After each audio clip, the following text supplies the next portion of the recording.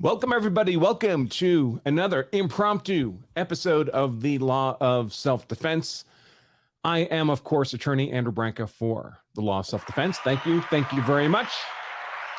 And I have with me a very, very special guest, Steve Gosney. Steve, how are you, man? Good. How are you? Can you hear me all right? For folks who don't know, Steve has authored yet another book, just arrived in my mailbox a couple days ago, Death Penalty Debates. How's that going, Steve? You happy with it? Yeah, it's pretty good. You know, it's I don't know. I think people are sick of buying my books.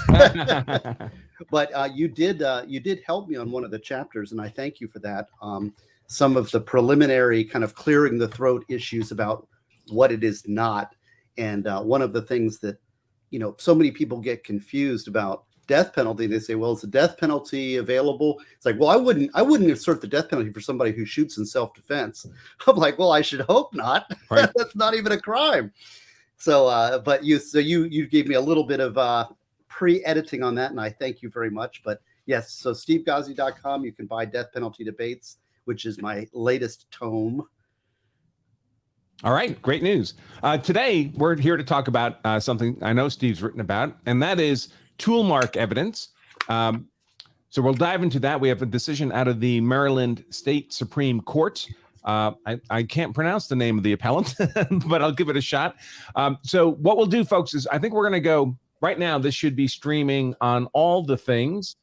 Yes, we have it on. We have it on YouTube. We have it on. It should be on Rumble. Let me take a look. Come on, folks. Come on, Rumble. What's going on? And we're on Twitter. Let me pin that. And of course, we are on the Law of Self-Defense dashboard. Yes. Okay. And I don't know if Rumble's working or not. It doesn't seem to be working for me. Sorry, folks, if that's... Oh, there it is. It finally popped up. So I think what we'll do is we'll go 30 or 40 minutes into the decision on all the streams. So YouTube, Rumble, Twitter, and Law of Self-Defense. And then at some point, in fact, I'll set my timer at some point, maybe 35 minutes in or so. I'm going to cut out the public streams, and it'll just be for Law of Self-Defense members, which, by the way, folks, make a note for your Rumble followers. The name of your stream is es.gw3d7nkx. On Rumble? Rumble stream has got a funky name. Oh, for heaven's sakes. That's probably because I did it at the last minute. I know. Well, this is such an important decision, and people really need to pay attention to this one, because I've been barking up the tree, as you well know, for a long time about this bullet matching junk science that could be used to convict innocent people. And this case, we'll get into it. I don't want to steal too much of your thunder, but this is a case that just came down as of June 20th, 2023, from the Supreme Court of Maryland. It is the best analysis of gunshot matching, bullet matching, that I have ever seen in a case. This should be the standard across the country for bullet matching science under the Daubert predicate. So I don't, I'm letting you work while I talk and intro here. Yeah, no, I appreciate it. I think I got Rumble fixed, but we'll see. In the meantime, let me do the formal video launch of the show, and then we'll dive right into the substance of things. Here we go.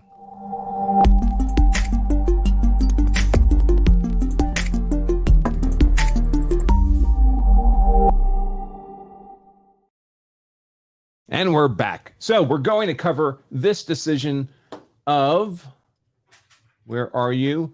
Abruquah? I don't know how you would say that. Abruquah v. State out of Maryland. Decision handed down just a couple days ago, 4 days ago, June 20th, 2023 is when it was handed down. And Steve and I, let's see if I can set this up so it works properly. I'm going to try to pull the decision right up on the screen. Make it bigger. Let's see. There we go. That's better. We're going to step through this decision. I've gone through it very, very quickly, so I have a general sense of the structure of the decision. It has lots of tables. It has lots of math. And right away, that makes me nervous because most people become lawyers and judges because they don't want to do math.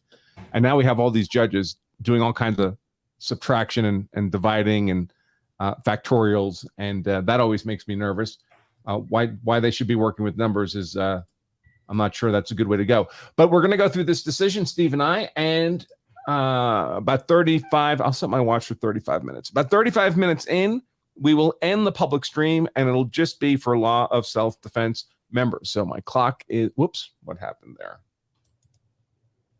There we go. So it's counting down now. The good news, folks, is that being a law of self-defense member is dirt cheap. It's only 99 cents, folks, for 2 weeks of unlimited access to all our members-only content. Plus, by the way, members get transcripts now of every show.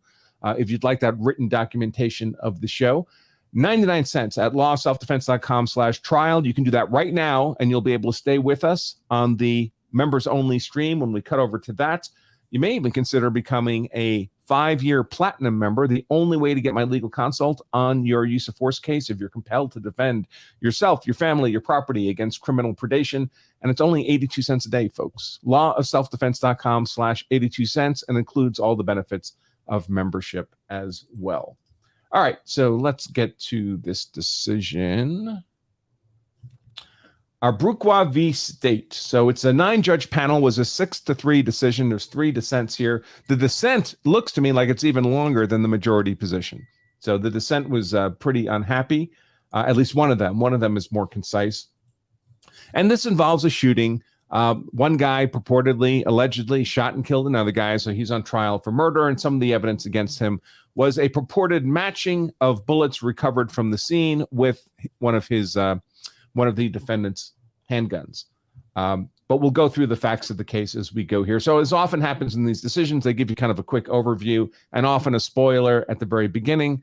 I'm going to need my glasses to read this if I'm not going to be looking sideways. So the Chief Justice Fader, F-A-D-E-R, wrote the majority decision here, who writes, firearms identification, a subset of tool mark identification. So tool marks, folks, are just the marks made by a tool. When one hard surface impacts another surface, it typically leaves a mark of some size. In a firearm, that would be for the bullet, the lands and grooves of the rifling in the barrel would leave their marks on the bullet that's fired out of the gun.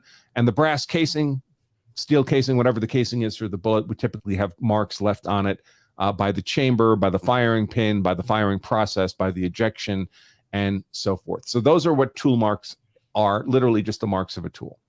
So a subset, firearms identification, a subset of tool mark identification, is the practice of investigating whether a bullet, cartridge, or other ammunition component or fragment can be traced to a particular suspect weapon.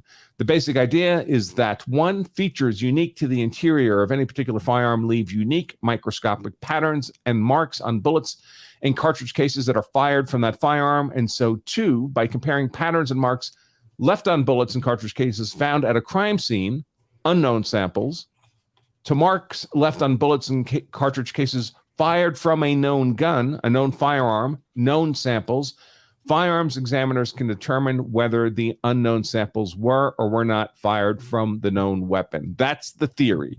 That's the claim made by firearms identification experts, in scare quotes.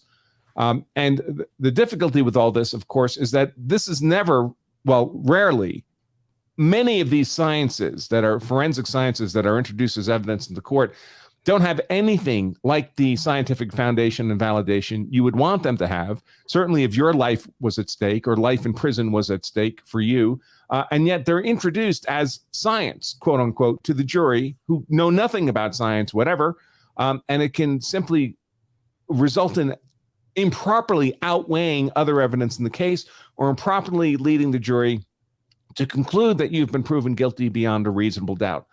In this case, because of these firearms identification marks. And of course, that's what this study is about. There's the appellant here is complaining that at his trial, the firearms identification expert presented by the state said without qualification that he could match the bullets in the victim to this defendant's gun.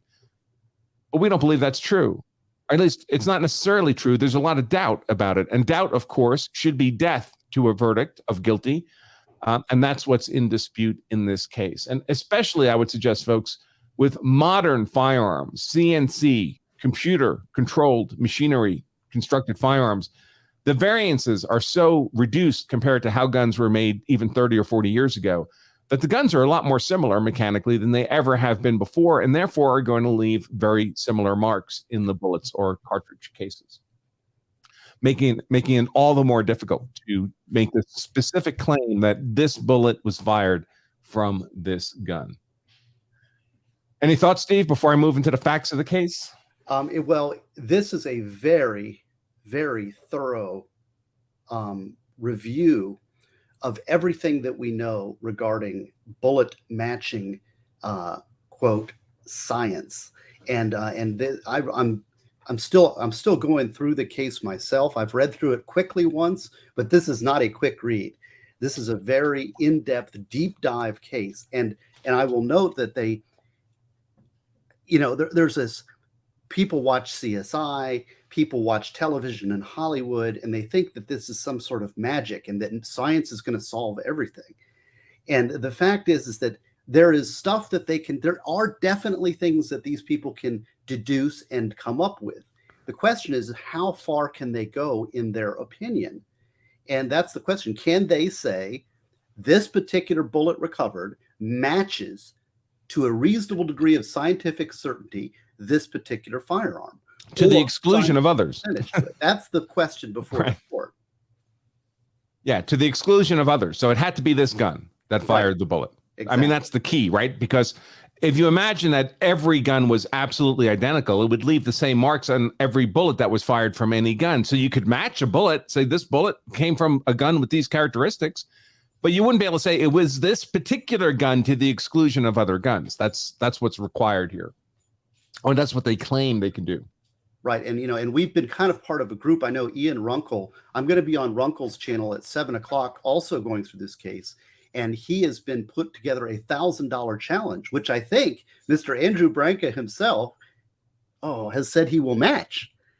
So there's now it's up to 2,000. We might even be able to get that up more after this decision, which is a closed set study or an open set study, giving a definitive answer to these things, because the science is not there to make these conclusory opinion statements. But there's a whole body of examiners that want to testify this, and prosecutors who want to promote this to juries to say, this is a match.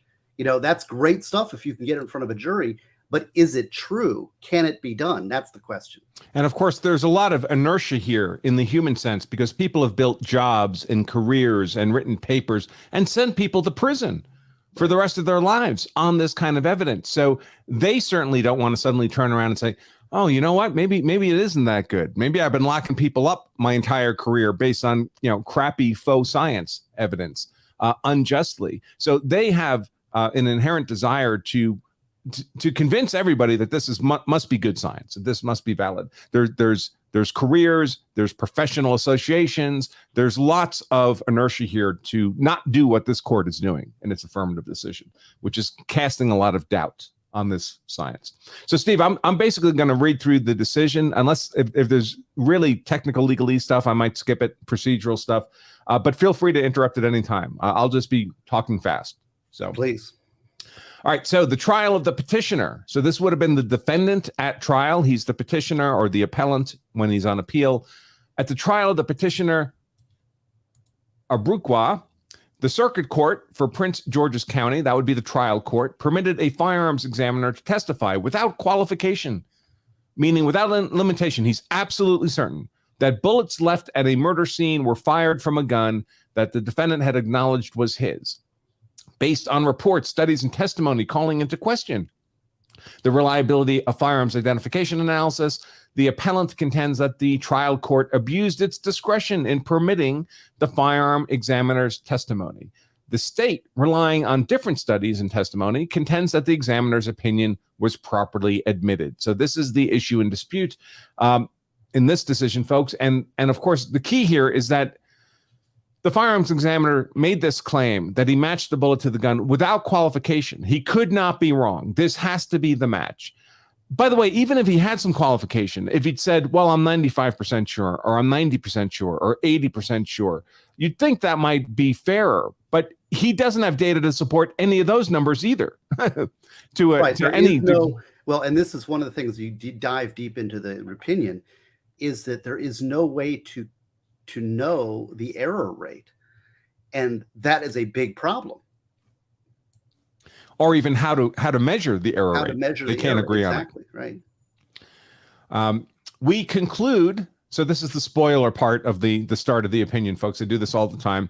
We conclude that the examiner should not have been permitted to offer an unqualified opinion that the crime scene bullets were fired from the defendant's gun. The report, studies, and testimony presented to the trial court demonstrate that the firearms identification methodology employed in this case can support reliable conclusions that patterns and markings on bullets are consistent or inconsistent with those on bullets fired from a particular firearm. Those reports, studies, and testimony do not, however, demonstrate that the methodology can reliably support an unqualified, unrestricted, unlimited conclusion that such bullets were fired from a particular specific firearm. The state also contends that any error in the trial court's admission of the examiner's testimony was harmless because we are not convinced beyond a reasonable doubt that the error in no way influenced the verdict. We must reverse and remand for a new trial.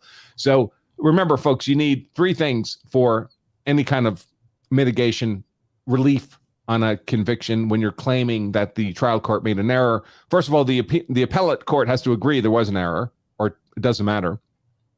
Second of all, the error typically has to be preserved typically by objection for review by the appellate court, or it can go away. And third, the error had to matter. If there wouldn't have been any difference in the verdict, then the verdict obviously is not going to be reversed. So here the state is arguing that, hey, even if there was a mistake, it didn't matter. The verdict would have been the same regardless. And this Maryland Supreme Court doesn't agree with that conclusion. They have reason to believe the verdict might have been different. So they're reversing and remanding. So this defendant, if the state chooses, will go through a new trial, starting all over again. Factual background. On August 3rd, 2012. So just take a note of that date, folks, because this decision is June 2023. So this guy got his conviction reversed and remanded by this court, which is a win, obviously, for the appellant. But this is 11 years after the shooting took place. Where do you think he's been the last 11 years? Or at least since he was found guilty and sentenced. He's been in prison all this time. Police responded to 3 separate calls complaining of a disturbance at the house that the defendant shared with his roommate. On the third of these occasions, just before midnight, 2 officers arrived. The officers talked to the 2 gentlemen, told them to stop bothering each other. A neighbor testified he heard multiple gunshots around 11:30 that night and 12:30 a.m. an hour later the following morning. 4 days later, officers discovered the roommate's body decomposing in his bedroom. An autopsy revealed he had been shot 5 times, including once in the back of the head. So it's not a self-defense case, probably. The police recovered 4 bullets and 2 bullet fragments from the scene. During questioning, the defendant told police he owned 2 firearms, both hidden in the ceiling of the basement. The police recovered both firearms, a Glock pistol and a Taurus .38 special revolver. A jailhouse informant, never talked to anybody in jail, folks. A jailhouse informant testified the defendant had said he had engaged in a heated argument with the roommate, snapped, and shot him with a .38 that he kept in the ceiling of his basement. It's oddly specific for a jailhouse conversation. By the way, folks, do the people sitting next to you on the bench in the jailhouse who are also under arrest, do they have an incentive to make stuff up to improve their own negotiation with the authorities? They sure do. Procedural background. The defendant was convicted by a jury of first-degree murder, and of course, this is Maryland, so a variety of handgun offenses. The appellate court of Maryland reversed the judgment, remanded the case for a new trial on grounds that are not relevant today. On remand, the defendant filed a motion in limine to exclude firearms identification evidence. The state intended to offer through its expert witness, Scott McVeigh, a senior firearms examiner with the Firearms Examination Unit of the local police department. Doesn't really matter. The trial court held a 4-day Frye-Reed hearing. during which both parties introduced evidence and elicited testimony that we summarize. So a Frye hearing, folks, is a form of hearing where the qualifications and the relevance of the expected testimony of an expert witness can be vetted. The parties can argue whether the person is in fact qualified and whether or not what they're going to speak about is actually relevant to the facts of the case. There's every jurisdiction has these in America. Frye is one legal standard. The more common legal standard now is Daubert from the U.S. Supreme Court. And here in Colorado, they call it a Shrek hearing. When I testified as an expert witness a couple weeks ago, I had to, a few days before my testimony, participate in a Shrek hearing where my qualifications were vetted to the court, direct examination by the defense because I was their witness, and cross-examination by the state. Now, they later do get to a Daubert analysis, and it's interesting because Maryland looks like they're moving from Frye to Daubert, and there's some procedural questions about that. So they actually apply a Daubert analysis. And also in here, they actually add to it, which is fascinating. There is some additional, Daubert generally has a 5-point analysis. They add another, I think, 4 points in their analysis in here, which I had not been familiar with here in Florida. They add 6 through 10 points. If you look on admissibility of expert testimony about the additional points, they call it Frye-Rochkin factors or Rochkind factors, which are Federal Rules of Evidence 702. Advisory committee note cleaned up for factors 6 through 10. Anyway, I'm skipping ahead. I just want to let people know that this is a Daubert decision now because of the change in law in Maryland. And the reason we have all these rules, folks, for this evidence is because it's so easy for purportedly scientific evidence to outweigh everything else that's happening in the trial, because it's, especially if it's presented in an absolute sense, and we don't want bad science, fake science, putting people in prison for the rest of their lives. So the courts have always struggled with this, and that's why we have these different kinds of hearings, and that's why the standard changes over time, and that's why some states add even more check boxes that have to be cleared before the expert can be permitted to testify. Let's see. And of course, an in limine hearing is just a hearing where one party's asking that evidence not be permitted in front of the jury, and then they get to argue about that. Following the hearing, the trial court largely denied, but partially granted, the motion to exclude evidence. The court concluded that firearm and tool mark identification is still generally accepted and sufficiently reliable under the Frye standard, and therefore should not be excluded in its entirety. Nonetheless, the court agreed with the defendant that the subjective nature of matching analysis made it inappropriate for an expert to testify to any level of practical certainty, impossibility, ballistic certainty, or scientific certainty that a suspect weapon matches certain bullet or casing striations. The court thus restricted the expert to opining whether the bullet and bullet fragment recovered from the murder scene fall into any one of a particular set of 5 classifications, one of which is identification of the unknown bullet as a match to a known bullet. At trial, McVeigh, the firearms examiner, testified about the process by which he eliminated the Glock pistol as a source of the unknown crime scene samples, created known samples from the Taurus revolver, and compared the microscopic patterns and markings on the 2 sets of samples. Over defense objection, McVeigh opined that 4 bullets and 1 bullet fragment recovered from the scene at some point, this is a quote now, at some point had been fired from the Taurus revolver, period.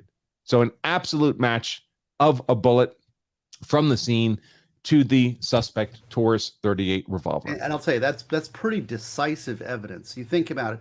If a scientist comes in and says the bullet found in the body of the decedent was fired from the defendant's revolver, I mean, that eliminates a lot of doubt, right? Yeah. What would be the hypothesis alternative to guilt? Right. There?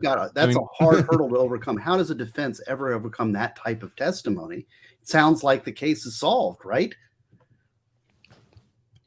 Now, of course, there are gross characteristics of firearms that do allow elimination of a firearm as having fired a bullet. The caliber can be different. The number of lands and grooves in the rifling could be different. Right. I think Glock still uses a weird kind of, they call it polygonal rifling in their barrels. So the marks they leave are very distinct from a traditional rifled pistol. So there are things where you can say, well, this gun could not have fired this bullet, or this gun might have fired this bullet. That would be reasonable on gross characteristics. The real trouble is when they get into this little microscopic comparison of these little tiny striations, and they're rotating the bullets under this dual eye microscope, and say, nope, this is exactly a match. The bullet I fired as the examiner through this revolver exactly matches the bullet I found at the scene. So it had to be the same gun. Mr. Abruquah, he was remanded for retrial. Remember, he was again convicted of first-degree murder and use of a handgun to commit a crime. His first appeal from that conviction resulted in a remand to the trial court to consider whether it would reach a different conclusion concerning the admission of the firearm and tool identification testimony, applying a then new standard. So Maryland had developed, between the first trial and the second trial, they developed a new legal standard for this kind of evidence. And they wanted the trial court to assess whether or not, if they applied the new standard, would they get a different result on admissibility. In that decision, which was issued after his second conviction, while appeal was pending, we abandoned the Frye-Reed standard for admissibility of expert testimony in favor of the standard set forth in Daubert, U.S. Supreme Court decision, Daubert v. Merrill Dow Pharmaceuticals, and its progeny cases. So essentially, Maryland went from Frye standard to Daubert standard, and then I guess they layered on a few more checkboxes of their own on top of Daubert. On remand, the trial court held a hearing in which it once again reviewed evidence from both sides. The court ultimately issued an opinion in which it reviewed each of the 10 factors this court has set forth in evaluating expert witness testimony and concluded that the testimony remained admissible. The trial court noted that although the defendant had made a Herculean effort to demonstrate why the evidence should be heavily scrutinized, questioned, and potentially impeached, the state has met the burden for admissibility of this evidence. The court therefore sustained the defendant's prior conviction. The defendant filed another appeal to the intermediate appellate court. That would be between the trial court and the Supreme Court. And while that appeal was pending, he filed a petition for writ of certiorari in this court. We granted that petition to address whether the firearms identification methodology employed by firearms examiner McVeigh is sufficiently reliable to allow a firearms examiner without any qualification to identify a specific firearm as the source of a questioned bullet or cartridge case found at a crime scene. So that's the specific question, folks. Is firearms examination sufficiently robust, reliable as a science to allow an examiner to testify to the jury that he can absolutely match this bullet found at the scene to this particular firearm? So there's some procedural stuff here. I'll skip over that. The admissibility of expert testimony. So the admissibility of expert testimony is governed by Rule 5-702. That's the federal rule too, right, Steve? So a lot of states... They're adding some, this is interesting because they're adding 6 through 10 here are non-Daubert factors that look like they're brought in by Federal Rules of Evidence 702. Daubert generally has five factors that the court is to consider. So, yeah. So what a lot of states folks do is that rather than draft up their own rules of evidence and have debate and all this stuff over that, they'll essentially just adopt the federal rules of evidence, including the numbering. You see that all the time. So admissibility of expert testimony governed by Rule 5702, which provides expert testimony may be admitted in the form of an opinion or otherwise if the court determines that the testimony will assist the trier of fact, that's normally the jury, but it could be the judge in a bench trial, to understand the evidence or to determine a fact in issue. In making that determination, the court shall determine 1, whether the witness is qualified as an expert by knowledge, skill, experience, training, or education. 2, the appropriateness of the expert testimony on the particular subject. And 3, whether a sufficient factual basis exists to support the expert testimony. So is he an expert? Is he testifying about something relevant to an actual issue in the case that needs to be resolved? And does he have the facts in evidence to come to a conclusion that would be relevant to an issue in dispute? Continuing now with the decision, trial courts analyzing the admissibility of evidence under 5702 are to consider the following non-exhaustive list of factors in determining whether the proffered expert testimony is sufficiently reliable to be provided to the trier of facts. 1, whether a theory or technique can be and has been tested. 2, whether a theory or technique has been subject to peer review and publication. Man, if people only knew how weak peer review was. 3, whether a particular scientific technique has a known or potential rate of error. 4, the existence and maintenance of standards and controls. 5, whether a theory or technique is generally accepted. And then I guess we get to the extra ones that Steve was referencing. 6, whether experts are proposing to testify about matters growing naturally and directly out of research they have conducted independent of the litigation, or whether they have developed their opinions expressly for purposes of testifying. 7, in other words, whether the testimony is just bought. 7, whether the expert has unjustifiably extrapolated from an accepted premise to an unfounded conclusion. 8, whether the expert is adequately accounted for obvious alternative explanations. 9, whether the expert is being as careful as the expert would be in the expert's regular professional work outside the expert's paid litigation consulting. And 10, whether the field of expertise claimed by the expert is known to reach reliable results for the type of opinion the expert would give. In applying these, so all of that is, let's see, factors 1 through 5 are from a Maryland court decision, probably a Supreme Court decision. Which is the one that brought it over from Frye-Daubert. So it's Right, basically okay. those are Daubert factors. Right. It's Maryland case of Rochekind is quoting from Daubert for factors 1 to 5, and then next quoting the Federal Rules of Evidence 5702 for factors 6 to 10. So they call these now Daubert-Rochekind factors. I'll just refer to them as Daubert, folks. And can I make a point here that this is one of the most this is almost a U.S. Supreme Court decision, and I really am impressed by the level of detail and structure that the judges in this case do, because this is exactly the way it should be done. It's very well organized. So what you have here is you have these factors. So say, okay, here's our test that we've set up beforehand, our objective test.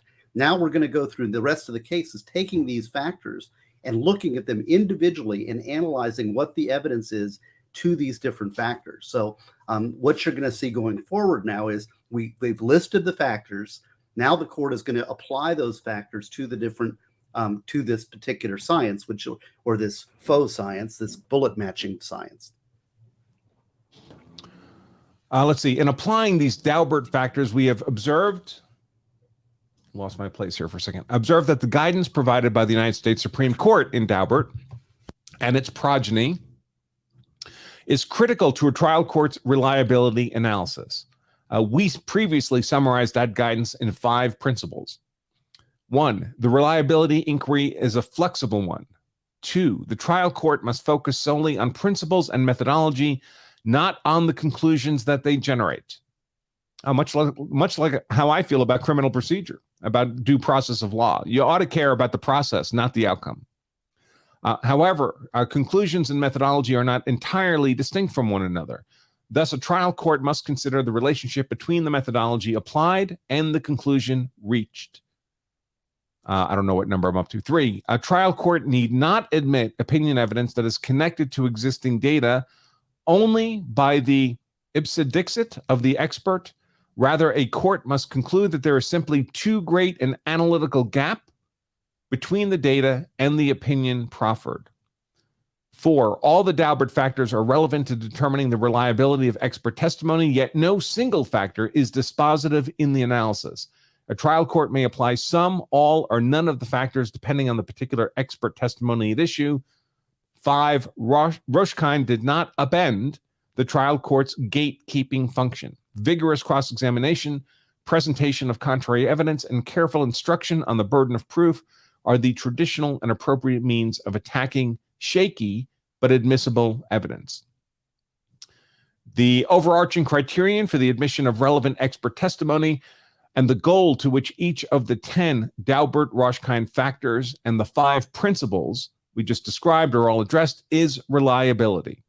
The question for a trial court is not whether proposed expert testimony is right or wrong, but whether it meets a minimum threshold of reliability so that it may be presented to a jury, where it might then be questioned, tested, and attacked through means such as cross-examination or the submission of opposing expert testimony.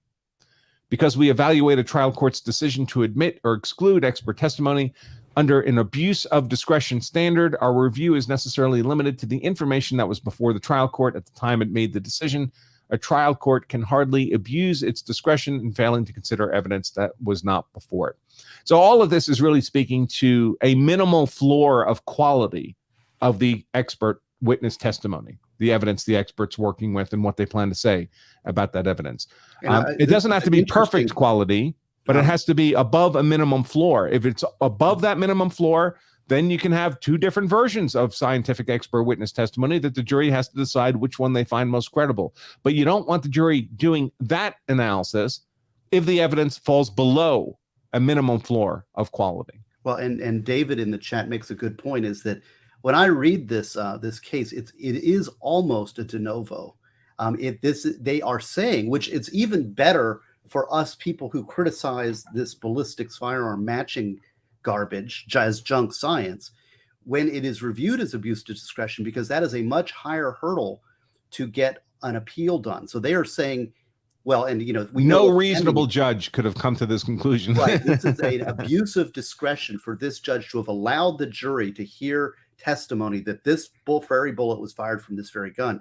That's what they're doing in this case, which is a much higher par than looking at it cold, fresh. So that's even better for people who want to challenge this type of junk science. Okay, let's see. Firearms identification evidence. Through multiple submissions by the parties and 2 evidentiary hearings over the course of 5 days, the trial court ultimately received the testimony of 5 witnesses, one of them twice, 18 reports or articles discussing firearms identification, describing studies testing firearms identification, or criticizing the theory or the results of the studies testing it, and a chart identifying dozens of additional or planned studies or reports. In Section A of this Part 2, we discuss firearms identification evidence generally. In Sections B and C, we review criticisms and studies of the methodology, respectively. And in Section D, we summarize the testimony presented to the trial court. Finally, in Section E, we discuss how some other courts have resolved challenges to the admissibility of firearms identification evidence. Yeah, wonderfully structured, this decision. Yeah, and I really like, I'm a fanboy of good, well-written appellate decisions, especially ones that are echoing something that I've been preaching for many years, and people have seen me since, I think, when I first came on some of these things. I rant and rave whenever there's this testimony coming before a trial that we watch, and I really like subsection E involving the evolving case law, because it's exactly, we're fighting this battle here in Florida, and I'm really hoping that we can piggyback on this case in Florida, and I would say in every state of this union, they should look to this case as the model for how these type of junk sciences are litigated in the courtroom. Yeah, indeed. In fact, at the federal level as well.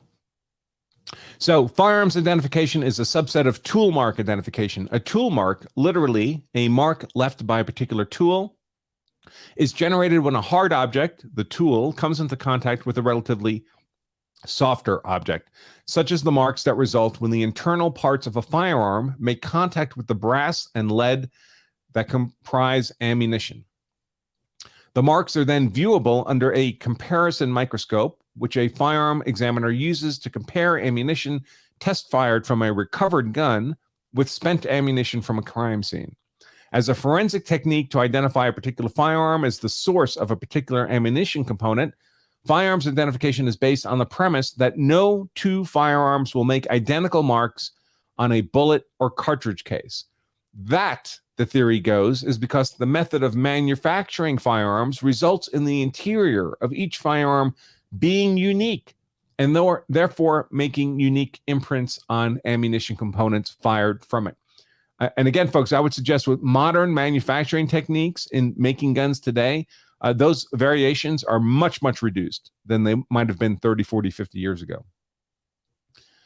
Continuing with the decision, as the United States District Court for the District of Massachusetts explained, now they're quoting from this other court, quote, when a firearm is manufactured, the process of cutting, drilling, grinding, hand filing, and very occasionally hand polishing will leave individual characteristics on the components of the firearm.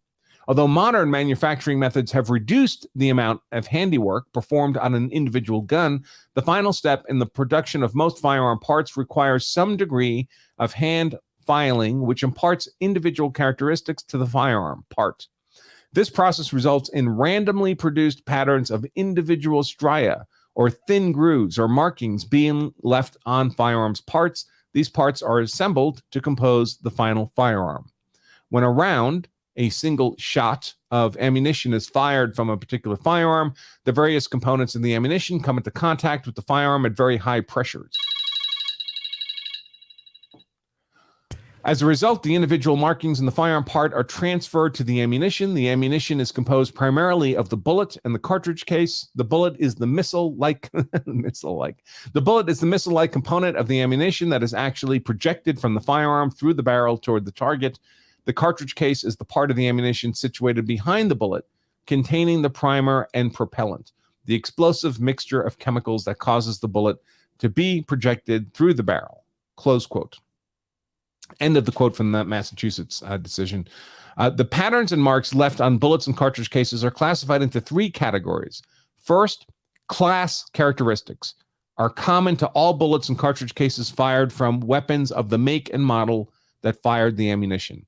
Examples of class characteristics include the bullet's weight and caliber, number and width of the lands and grooves in the gun's barrel, that's the rifling, and the twist, the direction clockwise or counterclockwise of the rifling in the barrel. Second, subclass characteristics. And by the way, I don't think anybody has much trouble with class characteristics, but class characteristics are generalized to large numbers of firearms. They're not specific to any single firearm. Right, and the thing, and that's a good point. And let's talk about what we're not arguing against. We're not saying that a person can identify that this is a 38 caliber shell casing, or that this projectile that's recovered was fired from a 38 caliber firearm. Right, right, and that is also. That firearm over there, the one we recovered, is a 38 caliber firearm, or exactly. Is not. So no either problem. Right, or it could have fired the bullet, or was fired from a 308 rifle, and the bullet recovered from the head of the person was a 38 caliber revolver, thus excluding the two. That's good science. That is traditional firearms examination that we on the defense side have no problem with at all. Right. So the class characteristics are fine, but second, we get to subclass characteristics. Are common to a group of guns within a certain make or model, such as those manufactured at a particular time and place.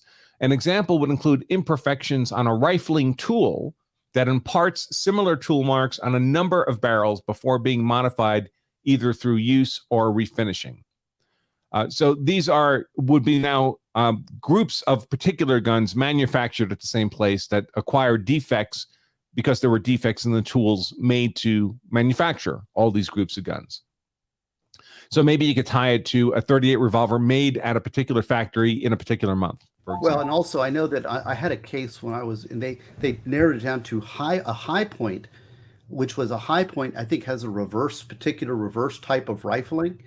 So these are what we call class characteristics, which means that it may be within this class based on the fact that only High Point has a particular type of rifling that was found on the projectile. Okay, again, that is not junk science. That is just saying that High Point has this only type of rifling, and this bullet was fired by a rifle or a firearm with that type of rifling. That's a class characteristic, which is admissible, right? So that's class. We just covered subclass. And now we're doing individual characteristics. Those are unique to an individual firearm that therefore distinguish that firearm from all others. Individual characteristics include random imperfections produced during manufacture or caused by accidental damage. Notably, not all not all individual characteristics are unique, and individual characteristics can change over the life of a firearm as a result of, for example, wear, polishing, or damage. As will be discussed further below, one dispute between proponents of firearms identification and its detractors is the degree to which firearms examiners can reliably identify the difference between subclass and individual characteristics when performing casework. The Association of Firearm and Tool Mark Examiners Methodology. So this is a formal association of experts, folks, tool mark experts. You think they're going to defend tool mark science? Of course they are. That's why they exist. The leading methodology used by firearms examiners, and the methodology employed in this case by Mr. McVeigh, is the Association of Firearm and Tool Mark Examiners Theory of Identification, the AFTE theory. Let's see, they reference some other stuff. Examiners employing the AFTE theory follow a two-step process. At step one, the examiner evaluates class characteristics of the unknown and known samples. Again, no problem with that, folks. Let's see, then they have a URL. If the class characteristics do not match, for example, if the samples have different numbers of lands and grooves or a different twist direction, the firearm that produced the known sample is excluded as the source of the unknown sample. If the class characteristics do match, the second step involves a comparative examination utilizing a comparison microscope. At that step, the examiner engages in pattern matching to determine, one, if any marks present are subclass characteristics or individual characteristics, and the level of correspondence of any individual characteristics. This is how they try to get to the unique, the unqualified matching of a round found at the crime scene to the specific gun they have in their possession. Based on that quote-unquote pattern matching, the examiner makes a determination in accordance with the AFTE range of conclusions, which presents the following options. One, identification, that's in quotes, identification occurs when there is agreement of a combination of individual characteristics and all discernible class characteristics where the extent of agreement exceeds that which can occur in the comparison of tool marks made by different tools and is consistent with the agreement demonstrated by tool marks known to have been produced by the same tool. So, an interesting point is what it says, in accordance with the AFTE's range of conclusions. So what you have is an organization of people who are saying within themselves, within their small subset of other people doing the same thing, that certain striations matching other certain striations equals match.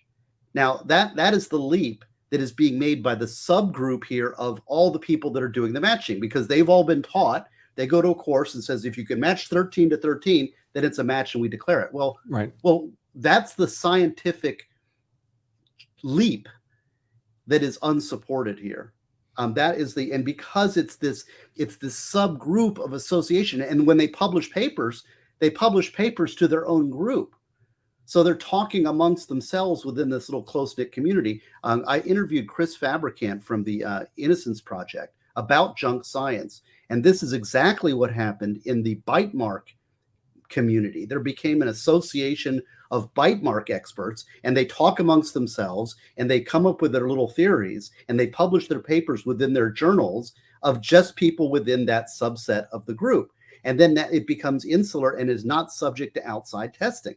So the problem comes, first of all, from the fact that this is a singular organization that is not subjecting itself to outside criticism and critique. Yeah, and of course, that's the weakness of all peer review, because all peer review, the reviews being done by peers of that scientific community who all have a vested interest in the science that they're practicing being perceived as of high quality. Okay, so that's identification. Then there are three categories of inconclusive, all of which require full agreement of all discernible class characteristics. When there's some agreement of individual characteristics, but insufficient for identification. So let's see. but they're all in the same class. So the gross, the high-level characteristics, the direction of twist of the rifling, the number of lands and grooves, the caliber of the round and the weapon, those all match. But now they're looking at individual characteristics, and they find some agreement, some matching, but insufficient to qualify as a quote-unquote identification, as a match. Or when there is neither agreement nor disagreement of individual characteristics, and when there is disagreement of individual characteristics, but insufficient for an elimination. And then the third finding they can arrive at in this paradigm is elimination. Elimination occurs when there's significant disagreement of discernible class characteristics and or individual characteristics. So either there's inconsistency between the two samples with things like caliber, rifling, those are class characteristics, or the individual characteristics are too different for these to have been fired from the same weapon. So there's really three buckets here. There's identification, we have a match. There's inconclusive, and then there's elimination. It cannot have been this weapon. Let's see. According to the AFTE, a positive identification can be made, meaning a match, can be made when there is sufficient agreement between two or more sets of surface contour patterns. Sufficient agreement, in turn, means one, occurs when the level of the agreement exceeds the best agreement demonstrated between tool marks known to have been produced by different tools and is consistent with agreement demonstrated by tool marks known to have been produced by the same tool. And two, means that the agreement of individual characteristics is of a quantity and quality that the likelihood another tool could have made the mark is so remote as to be considered a practical impossibility. Yeah. But of course, they don't know. That's completely. See, here's right. A major flaw. Major flaw is that there is no database by which this stuff can be measured against. There is no falsification allowed in this because there is no database of projectiles being fired from firearms. When firearms are sold, they haven't been shot. And also, I will also note that the actual characteristics of the projectiles being fired changes over time within the very same firearm yourself. Your 1911 that you've got makes a much different mark on its projectile now than it did when it first came out of the factory due to use and wear, even within a subset, within a few shots. So this is so there's not only is there no database, that database would have to change over time given the number of shots fired out of the individual firearm. So it's not falsifiable that you can't falsify this statement. That they can't eliminate other possible guns. They can say it was a Glock 14 or a Glock 19, right? But they can't say it was this Glock 19 because there's no database of Glock 19 projectiles or barrels. And the wear on the weapon is not linear. It's not predictable because it varies by the pressure of the cartridge, the velocity of the cartridge, whether you're shooting lead or jacketed ammo out of the firearm. All produce different levels of wear. Let's see, the AFTE acknowledges that, quote, currently the interpretation of individual identification is subjective in nature. Well, what the hell is that? That's not science. That's art. They're engaged in the practice of an art. The AFTE theory provides no objective criteria to determine what constitutes the best agreement demonstrated between tool marks produced by different tools or what rises to the level of, quote unquote, quantity and quality of agreement, demonstrating a practical impossibility of a different tool having made the same mark. There are also no established standards for classifying a particular pattern or mark as a subclass versus an individual characteristics. I mean, this is all just a hot mess. They use words that make it sound like they have standards, but when you examine the standards, they're not standards. And you might want to think about how powerful this testimony would be to a lay jury. You've got a guy who talks about, I've got all these credentials. I've been doing it for decades and big things. I've taken hours and hours of study. I've thousands and thousands of firearms. I never get it wrong. And this is a match. I mean, that's a pretty powerful weapon that the state will be employing against a defendant, wouldn't it? I mean, how would the jury ever be able to sort this mess out?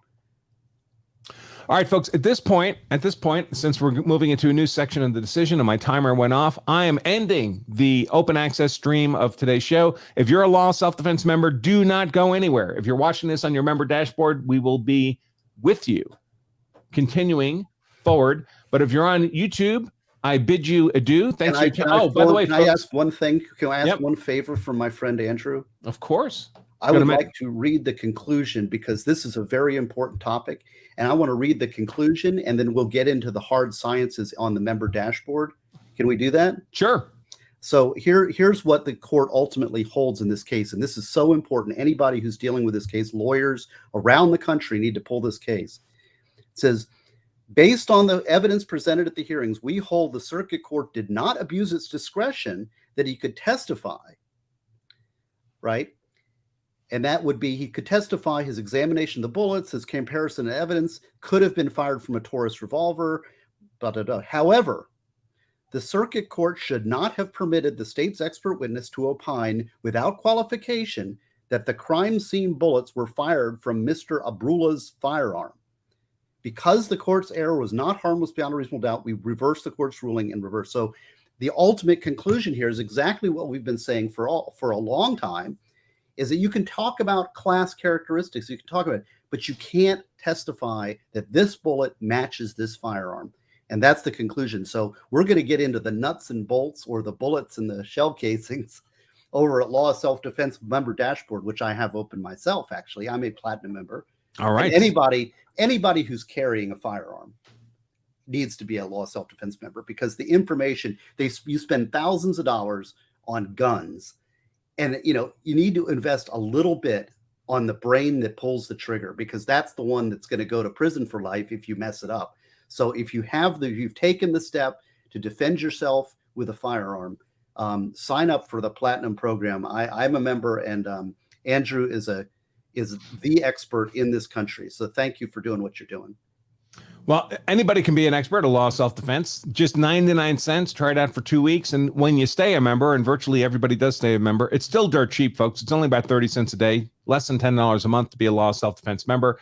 You can get that 2-week trial right now and stay with us past the break and watch the remainder of today's show and all our members-only content over at lawofselfdefense.com. Sign up for that trial at lawofselfdefense.com/trial. Easy enough. Or you can even take the step and become the next step up and become a platinum member, as Steve just described. Even that's only 82 cents a day, folks, at lawofselfdefense.com/82 cents. So either that or standard membership. Try it out for 2 weeks. If you don't like it, we'll give you back 200% of your money, folks. Well, 200% of 99 cents isn't that much, admittedly, but we didn't ask for much upfront either. It's a negative risk proposition, folks. If you go to lawofselfdefense.com/trial, you can sign up for that right now and stay with us on the Law Self-Defense member dashboard. For those of you who've been with us on YouTube, I bid you adieu. Have a great rest of your weekend.